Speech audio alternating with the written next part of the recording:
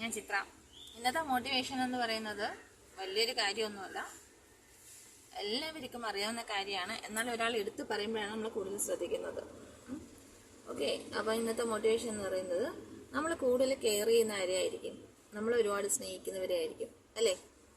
സാധാരണ കുട്ടികളോട് നമ്മൾ കെയർ ചെയ്ത് പല കാര്യങ്ങൾ പറയുമ്പോഴും കുട്ടികൾ എന്ത് ചെയ്യും? സാധാരണ ഒരുപാട് ഉപദേശം കൊടുക്കുന്നവരെ അല്ലെങ്കിൽ ഒരുപാട് കെയർ ചെയ്യുന്നവരെ കാണുമ്പം എല്ലാവർക്കും ഒരു ഇറിറ്റേഷനാണ്, അത് ശല്യമായിട്ടാണ് കാണുന്നത് അല്ലേ?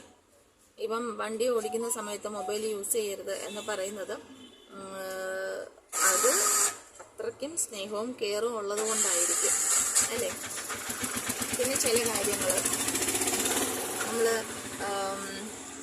കെയറിങ് ആണെങ്കിൽ തന്നെയും ചില കാര്യങ്ങളിൽ നമ്മൾ പറയുന്ന ടൈമിൽ അത് മറ്റൊരു, അതായത് എന്താണ് പറയുന്നത്, നമ്മളെപ്പോഴും സംശയാസ്പദമായ ഒരു കണ്ണിൽ, ഇപ്പം എക്സാമ്പിൾ പറഞ്ഞു കഴിഞ്ഞാൽ എൻ്റെ കുട്ടികൾ, ഞാൻ അവരോട് എന്തെങ്ങനെ പറഞ്ഞാലും ഒരാൾ ഒരു ഇച്ചിരി അവൾ വേറെ രീതിയിലെടുത്താലും മറ്റേയാൾ പറയും അല്ല അമ്മ പറഞ്ഞത് ഇങ്ങനെയാണ്, ഇതുകൊണ്ടാണ് എന്ന് പറയും. അപ്പം ആ ഒരു വിശ്വാസം, അതാണ് ആ കുട്ടികൾക്ക് നല്ലത് അല്ലേ?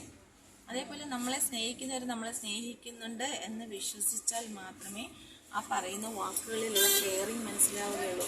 അല്ലെങ്കിൽ അതിനകത്ത് സംശയാസ്പദമായ ഒരുപാട് വിഷയങ്ങൾ അതിനകത്ത് വരും.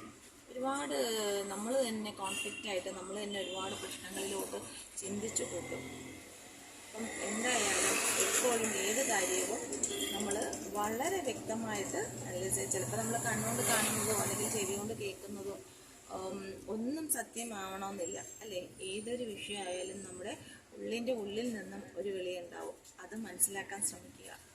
അപ്പോൾ മാത്രമേ ആ പറയുന്നതിൻ്റെ നമ്മളുടെ മുമ്പിൽ നിന്ന് പറയുന്ന ഒരു വ്യക്തി എന്ത് ഇതിലാണ് പറയുന്നതെന്ന് മനസ്സിലാക്കാൻ സാധിക്കൂ. Okay friends.